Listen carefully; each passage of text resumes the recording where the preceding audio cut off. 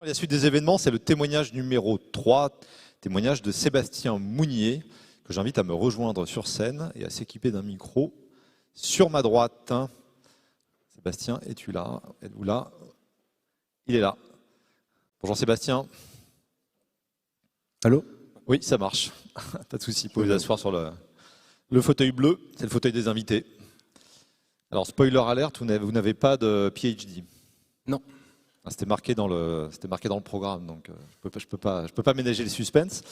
On va décrire un peu votre parcours, voilà, qui a d'originalité parmi la cohorte de PhD qu'on a reçue jusqu'à présent, de ne pas comporter ce diplôme. Et pourtant, c'est possible, parce que vous l'avez fait, de rejoindre une start-up Deep Tech. Alors, on va commencer par le commencement. C'est Panthéon-Sorbonne, c'est les mathématiques, c'est votre truc au départ. Exactement. Donc moi, j'ai commencé par une licence en mathématiques appliquées aux sciences sociales à la Sorbonne. Et j'ai fini avec un master en modélisation aléatoire, ex-Deva L'Aurélie à Diderot, qui est plutôt un master de recherche à la base. Mais à la fin, j'avais pas de projet qui me poussait à me lancer dans une recherche de 3 ans. Donc, je voulais aller dans le milieu du travail. J'ai commencé par consultant en data science. Finalement, au bout de 8 mois, je commençais à m'ennuyer. C'était pas vraiment ce que je m'attendais.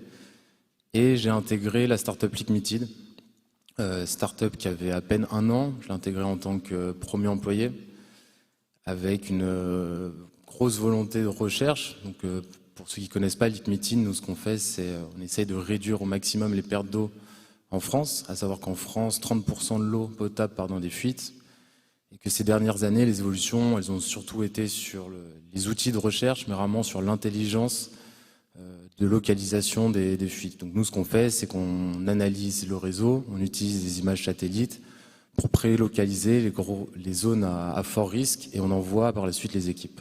Donc de la recherche un petit peu quand même à vous écouter, c'est-à-dire qu'il n'y a pas de recherche en tant académique du terme. Exactement. Donc j'écris pas de papier de recherche, mais au jour le jour, je fais quand même pas mal de recherche. Et c'est ce qui vous convenait depuis le départ. On a l'impression que vous aviez cette idée de quand même Au travailler. fond, pour moi, c'est l'idéal. Je n'ai jamais été quelqu'un qui aimait forcément écrire, donc j'ai pas besoin de faire un papier de recherche. Mais par contre, j'ai toujours aimé le côté technique, ce qui est finalement ce que je fais actuellement, donc parfait. Et votre première expérience, pour le coup professionnelle, les 8 mois que vous avez décrits, vous avez fini par changer parce que toujours ça ne convenait pas à ce que vous étiez dit au départ. Je suis passé d'un master assez poussé mathématiquement. Quand j'ai commencé, j'étais à la BNP en tant que consultant et je me suis retrouvé à plutôt faire de la data analyse, quelque chose d'assez simple. Oui. Vous partiez de mathématiques de très haut niveau et là vous tripatouillez de tableau Excel, quoi, en gros. Hein. Exactement. Je faisais des dashboards pour les financiers. Ça a été sympa quelques temps et à la fin, j'ai commencé à manquer les maths.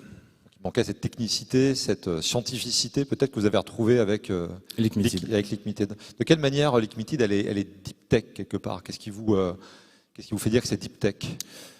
C'est qu'on utilise on crée un modèle d'intelligence artificielle basé sur énormément de données. On est un des premiers à utiliser les images satellites pour essayer de trouver les évolutions de terrain qui vont nous permettre de déterminer des zones à risque. On est purement intelligence artificielle. Et Lickmeeted aujourd'hui, c'est combien de personnes? Quelles envies? Quels projets à 5, à 10 ans, allez, mettons? Actuellement, on est 7. Le projet, c'est vraiment... Premier employé, hein, vous disiez tout à l'heure. Premier employé. Ouais. À l'époque, il y avait un CEO, un CTO. Et maintenant, on est 7 avec 2 sales, 2 radar scientists, 2 data scientists et une dev. Comment vous les avez rencontrés, les 2 fondateurs, puisque vous les avez rejoints tout au départ de l'entreprise?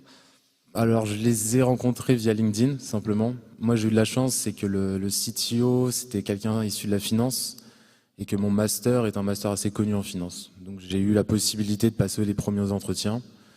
Ça s'est bien passé, il y a eu un très bon feeling et j'ai été intégré. Ça s'est fait comme ça. Exactement.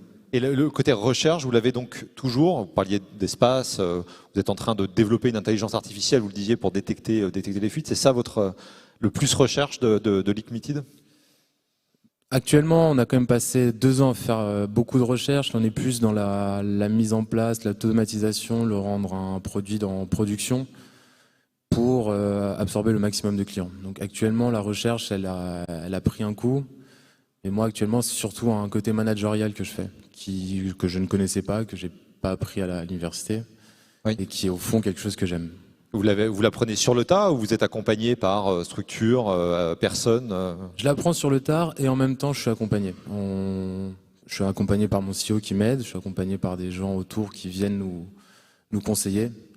On a tout un écosystème autour de nous justement pour faire en sorte que Lickmitted arrive à son but. Vous vivez un moment où la société, donc vous avez été le premier employé, où la société va grandir, en tout cas on l'espère, le métier change, votre métier aussi change.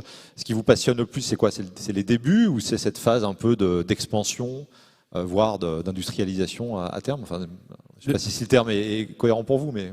Le début était excitant. La recherche, nous, on s'est mis vraiment dans la peau d'un chercheur de fuite.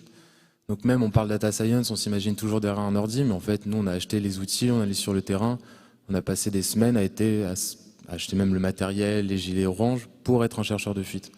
Quelque chose que je connaissais pas, je sais même pas du tout comment ça fonctionnait. Donc apprendre, ça a été quelque chose d'extrêmement intéressant.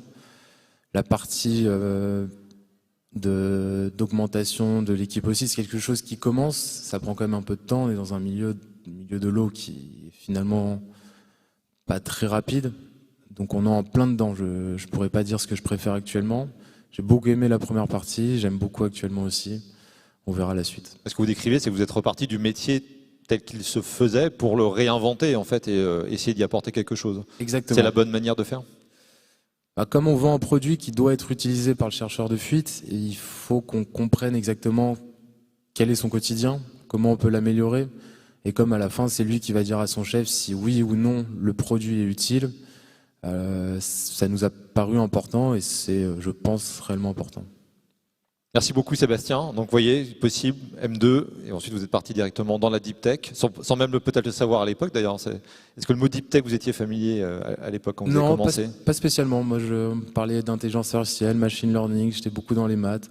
Mais le deep tech, non, à l'époque, moi j'ai fini en 2017. C'était pas quelque chose de courant. Le Deep Tech Tour a commencé il y a 3 ans, donc voilà, tout le monde saura et à l'avenir ce qu'est la Deep Tech. Merci beaucoup Sébastien. Merci à vous. De nous avoir partagé votre témoignage. Je vous invite à rejoindre le public